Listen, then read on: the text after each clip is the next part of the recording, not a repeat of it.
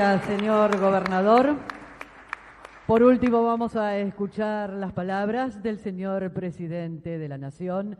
Habla para todos y todas el señor presidente Alberto Fernández. Muy bien, muchas gracias a todos y a todas por estar aquí. Buenas reflexiones las que acaba de hacer Axel. Miren, a lo largo de toda la campaña, y porque esencialmente lo creo, he venido planteando que nosotros decimos vivir en un país federal, pero que en los hechos se presenta y actúa como un país muy unitario. El país es unitario en todas sus dimensiones. Un Estado nacional que acumula y distribuye con cierta discrecionalidad, gobiernos provinciales que toman y distribuyen con cierta discrecionalidad. Y en verdad lo que nosotros necesitamos es un sistema que distribuya sin discrecionalidad, sino con lógicas automáticas a cada uno lo que le corresponda. El problema central es que lo que ha quedado distorsionado es lo que a cada uno le corresponde. Y cuando uno habla de lo estructural, uno trata de preguntarse por qué Buenos Aires, que produce el 41% del Producto Bruto, que tiene en su geografía una densidad demográfica impresionante, que ha crecido en los últimos 30 años su cantidad poblacional como ninguna otra provincia. ¿Por qué le toca lo que le toca? Y entonces uno se pone a buscar por qué pasó. Irónicamente pasó porque un presidente le pidió a Buenos Aires que renuncie parte de su coparticipación para dársela a otras provincias y lograr así un mejor desarrollo de esas provincias del norte del país que por esa vía podían conseguir mejores recursos. Ese presidente fue don Raúl Alfonsín. Y ese acuerdo se concretó.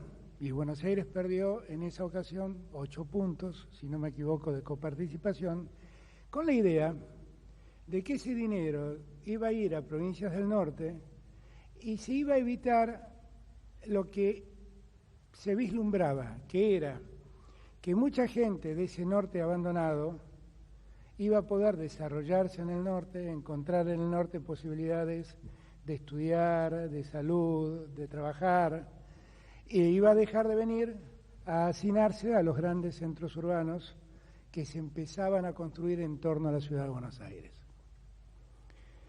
Pero esa vocación claramente federal que tuvo Alfonsín falló y empezó a generar un problema estructural en la provincia de Buenos Aires que hasta el día de hoy no hemos resuelto.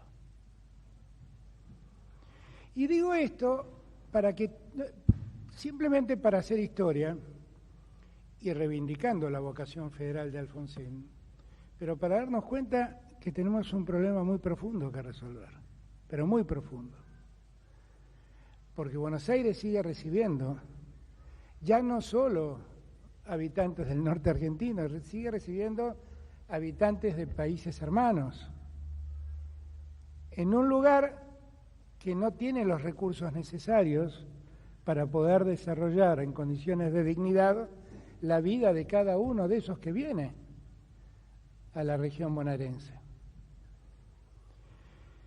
A mí me parece que lo que nos está pasando con el coronavirus, que en verdad queda concentrado en la ciudad de Buenos Aires y en el Gran Buenos Aires, demuestra cuál es el efecto real del hacinamiento y de las consecuencias del hacinamiento.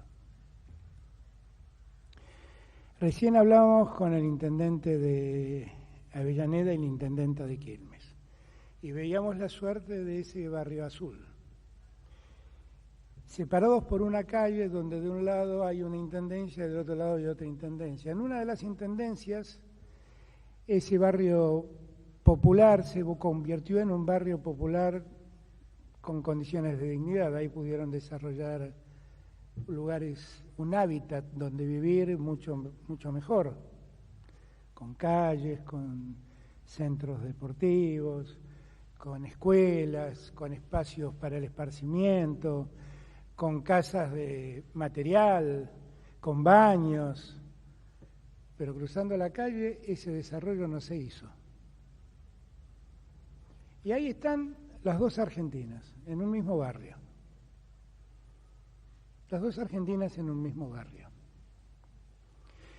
Y el riesgo de la expansión de la pandemia y cuánto incide en ese riesgo las condiciones de vida. Porque cuando testeamos en el barrio que se construyó con condiciones de vida digna, el contagio es infinitamente menor, que cuando verificamos el contagio en la zona más débil de ese mismo barrio. Y entonces, lo que uno inmediatamente se pregunta es lo que ayer me preguntaba en un reportaje que me hicieron.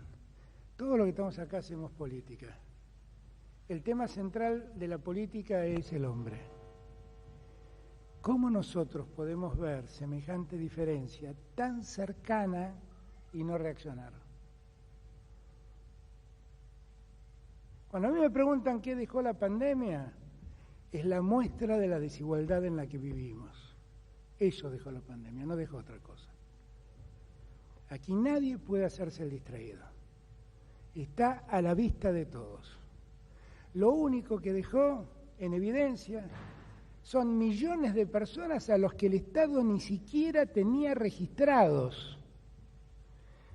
Y la urgencia de crear un plan, que fue el IFE, dejó al descubierto que había casi un tercio de argentinos que la Argentina como Estado no sabía qué hacían, dónde estaban, qué producían, cómo vivían.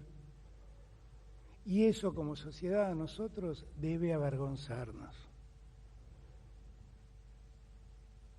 Estas cosas ocurren no necesariamente por la maldad de la gente o la maldad de los que gobiernan. Ocurren porque no se diseña un país igualitario, porque no se diseña el país con criterio de igualdad. Porque algún día tenemos que sentarnos todos nosotros y los demás gobernadores y decir de una vez por todas cómo hacemos que la Argentina no sea un país riquísimo en el centro y pobrísimo en el norte y en el sur. Y cómo hacemos para que dejen de encontrar una mejor suerte que nunca encuentran los que vienen del norte a hacinarse en el Gran Buenos Aires o en la ciudad de Buenos Aires. ¿Y cómo hacemos para que los que están en el norte encuentren allí, en el lugar donde vivieron, la posibilidad de nacer, de crecer, de estudiar, de encontrar un trabajo, de casarse, de hacer su familia, de vivir, de disfrutar y de morirse en el mismo lugar donde vivieron, felices después de haber vivido allí? Ese es el verdadero desafío que la pandemia nos exige. Ese es. Porque los desafíos no son la mano dura o la mano blanda. Porque tener la mano dura y encarcelar a todos y no construir cárceles no tiene sentido. Es todo marketing eso.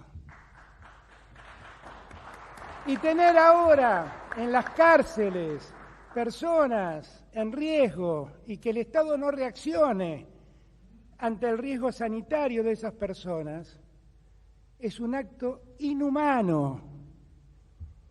Es inhumano. Y nosotros abrazamos la política porque la humanidad es lo que nos importa.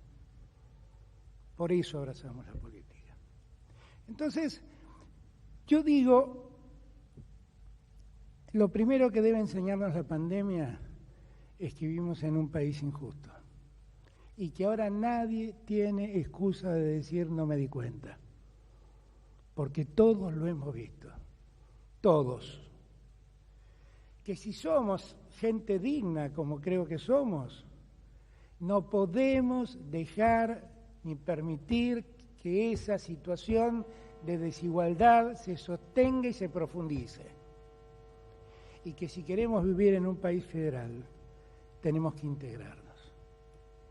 Y que para que todo esto ocurra, no va a haber ninguna máquina mágica del mercado que lo haga. lo tenemos que hacer nosotros. Cada vez que yo veo todos estos desafíos y a la que la pandemia nos expone o nos enfrenta, yo siempre digo, tenemos una suerte.